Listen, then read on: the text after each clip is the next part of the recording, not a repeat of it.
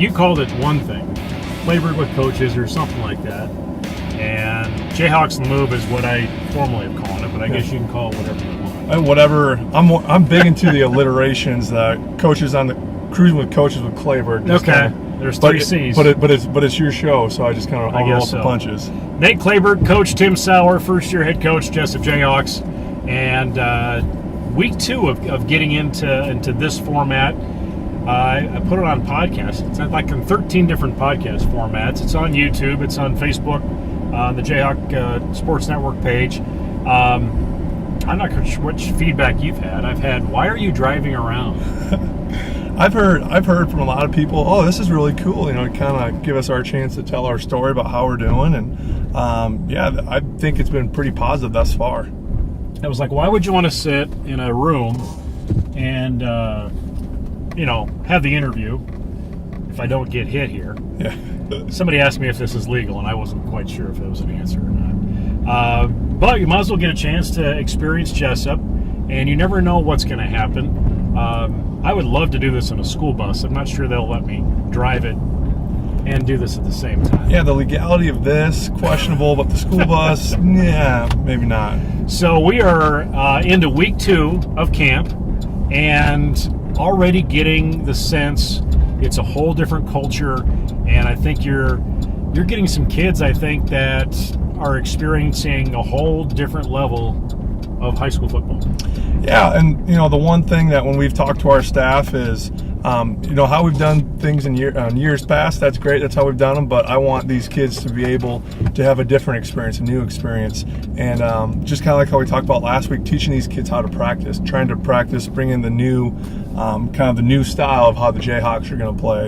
And it's been so far, I think it's been pretty successful. It's really about the culture you're setting. So it's great to be a Jayhawk, but culture. How do you develop a culture? How do you train a culture in a high school student? Great, yeah. So kind of what sets before culture is what is going to be your identity.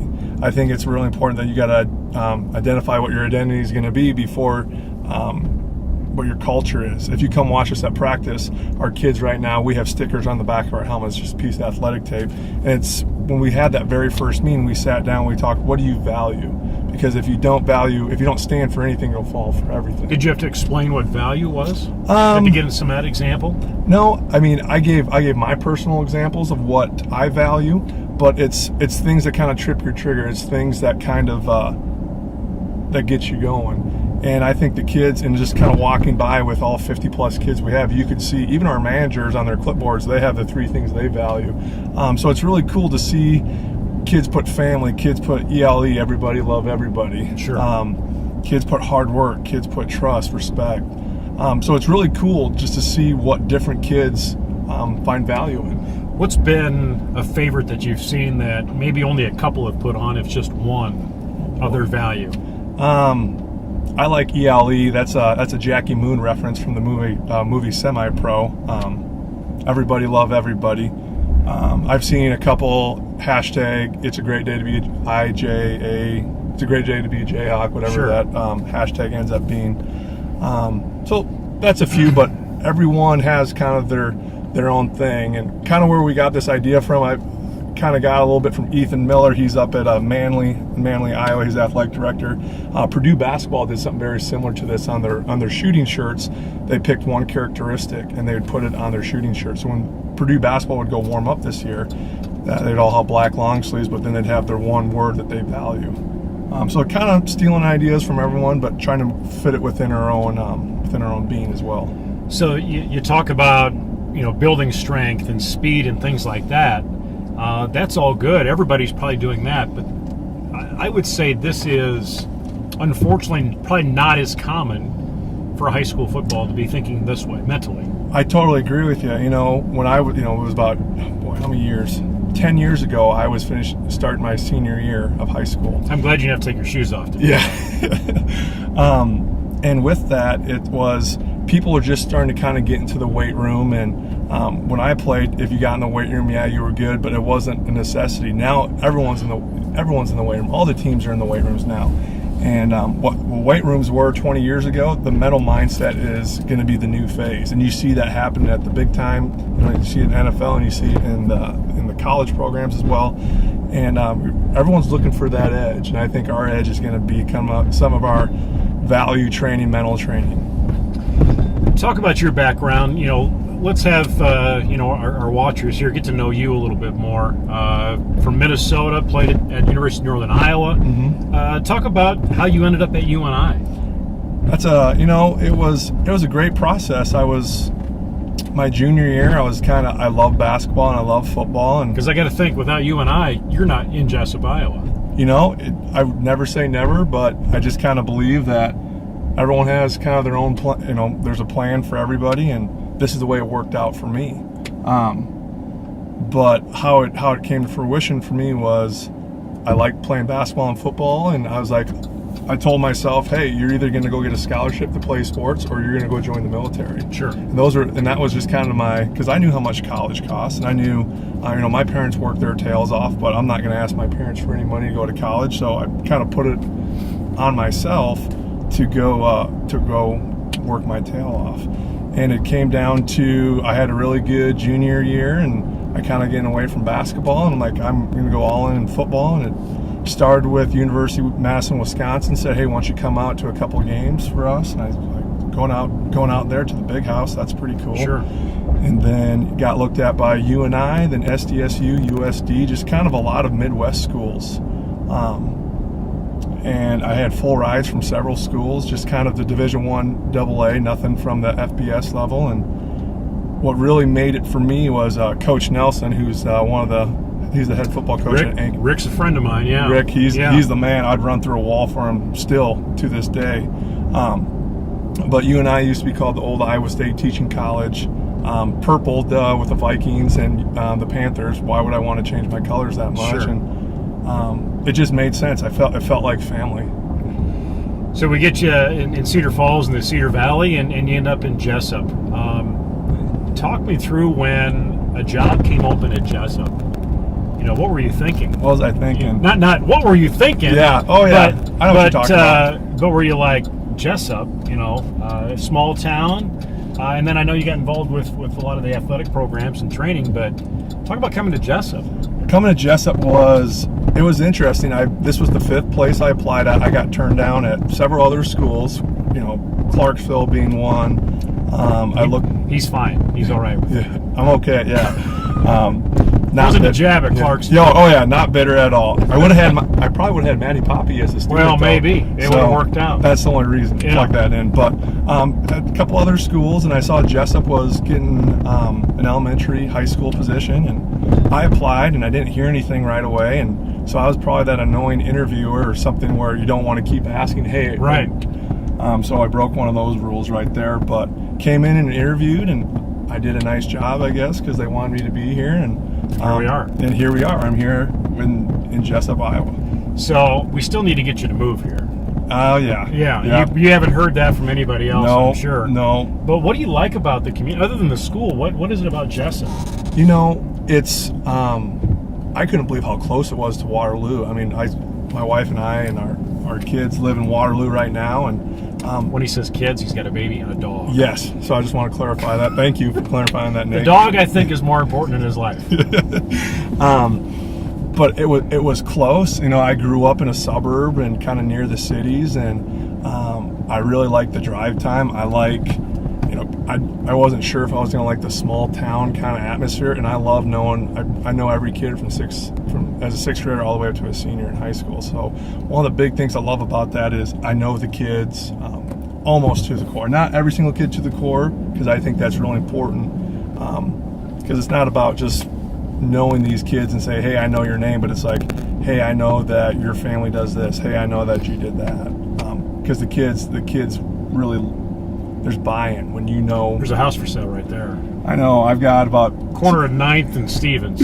I've got 2 or 3 realtors in town who blow up not blow up my Facebook, but I get little subtle reminders. Yeah. Which is great, because you know what? I'd rather have it that way than people saying, hey, there's a house for sale in Manchester. Why don't you move there and get away? Why don't you get out of here? Yeah.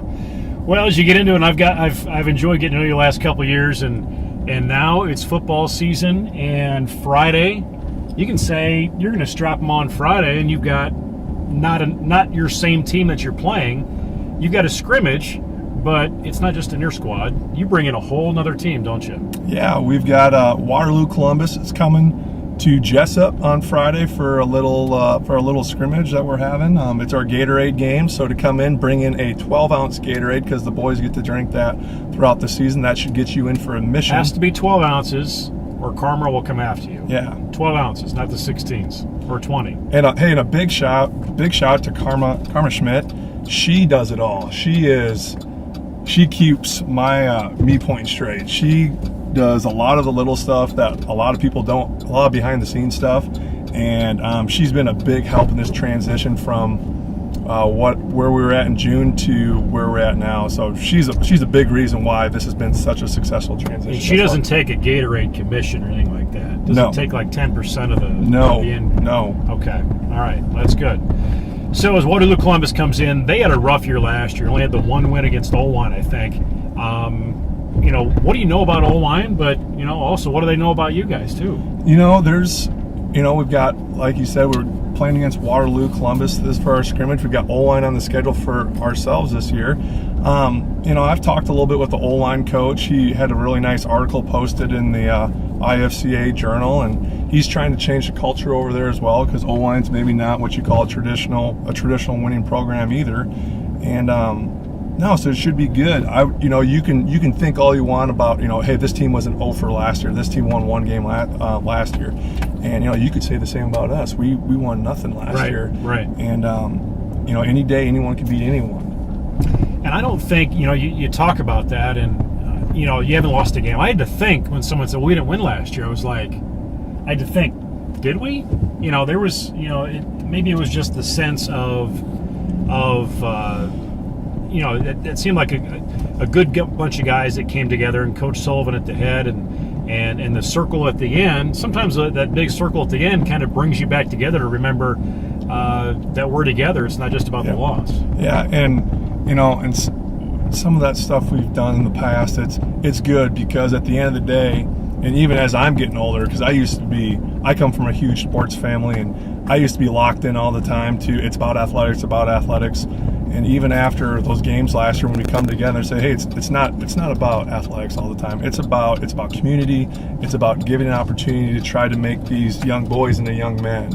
And there's more to it than athletics. Sure. There's more to it than just football. And it's about bringing people together. Well, you're bringing families down the field and fans of all ages, and they get to be down on the field and here. Is that something you want to continue, tradition-wise? I do. I really do like the circle at the end, because one of the big things that I talked about at our player meeting, our parent meeting that we had, was it's going to take everybody in this room to be successful, all the way from the parents to the brothers and sisters to the administration to the coaches wives, to get this ship going in the right direction. Is your dog involved at all? I got the kids always asking, and I don't know what Howie would do if I ever brought him to practice. He would love it, though. I'm sure he would. Well, let's talk about practice. Talk about what you've seen through last week. I caught the end of the practice last Friday. But what are you seeing? What have you expected to see, and what have you seen that you have not expected to see? I would say the one thing that I've expected to see is everyone going out there and being the best version of themselves. Everyone going out there and performing at a high level, because just like when we talked the other week, there's a lot that needs to be proven within our staff and within our athletes as well. I feel like everyone's like, hey, this is my chance, new fresh start. And that's been refreshing to see. I know it's been tough. We've either had 7 inches of rain on us, or we've had 95-degree weather. Sure. So it's been great to see the kids kind of be resilient through our types of weather problems that we've had during practice. So it's been great to see the kids step up to the challenge. Now today is going to be full pads. We could have gone full pads on Saturday, which we didn't practice Saturday, or we go full pads today. So we're going full pads today. So anybody can look good in a pair of shorts and shoulder pads. I mean, everyone said Christian Ponder was supposed to be the savior of the Minnesota Vikings. because he looked good in shoulder pads and shorts. But when it came to putting it all together, he wasn't as great. So he probably had nice legs. Yeah, I guess that's probably what it comes down to. So as you get into Friday, what are we going to see? What's the format? What will the crowd get to see on Friday? And we'll also have it on Facebook, on the J-Hawk Sports Network and Facebook Live too. If you can't make it to the game, we want you at the game. But if you can't make it, you can join us there. But what are we going to see? You're going to see Brad Schmidt and I have talked, from head coach from Waterloo Columbus. We played with a whole bunch of different formats since I've been here. It's running clock. Last year we had kind of had, or 2 years ago we kind of had a little intermixed practice kind of deal.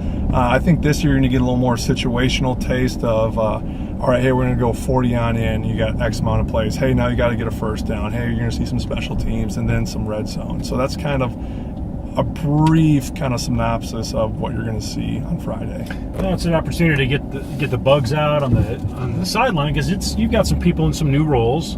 Definitely. As far as assistant coaches and even your role, but it's probably going to get some used to for some of those existing players or veteran players to work through what they will be expected to do this season. Yeah, definitely. I mean, we're always looking for the best way to put our kids in a successful position.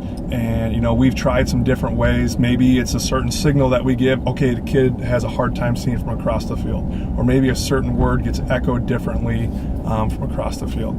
So just being able to try out, hey, what worked, hey, what didn't work. And honestly just trying to shoot with that feedback from our coaching staff and from our kids. And say, hey, did this work or did this not? Or is this something that has a chance for success but needs to be retooled a little bit? Okay. So as we get into Friday, and the field will be all ready, but has your field been maintained? We saw it last time. Have you kept up on it? Definitely. I know when we got all that rain, it was looking pretty tough. What I do know is we've been out there. A couple of us coaches stayed last week, and we kind of made her look all nice and got some more some more paint on it, and so we've been keeping it up to date to try to make it look as game-like as possible. And as you can see, our custodial staff has been out here trying to get our field lined up, trying to make it look nice for Friday. Yeah, it's talk about this facility. As we pull up here, and I'll grab the camera and show you people that may be not familiar with it or see how it looks this time of year. But as a high school field in this class in the state of Iowa, it's you got to feel proud to have something like this. Anybody I talk to, and we're very fortunate for, we're a 1A program, and our facilities are top notch. Anywhere from to the JAC, to the football field, to our softball, baseball complex. There's a lot of people who are extremely jealous of what we have, and in my first year here, I remember going to places like Northland and going to I got to think of some of those other games we would travel to, and thinking, what is this? Coming from a program the size of Cedar Falls, where there's a lot of money into the stadiums and to the venues, and no, this is our little slice of heaven, and it's pretty tasty. So to say. Yeah. The track is a few years old, and they put a new surface on the football field at that point. The Booster Club, with the donation they've made with the scoreboard and the lights, it's just something as I'm just talking about it, and there's something about the football lights coming on. Yeah, they just get you going.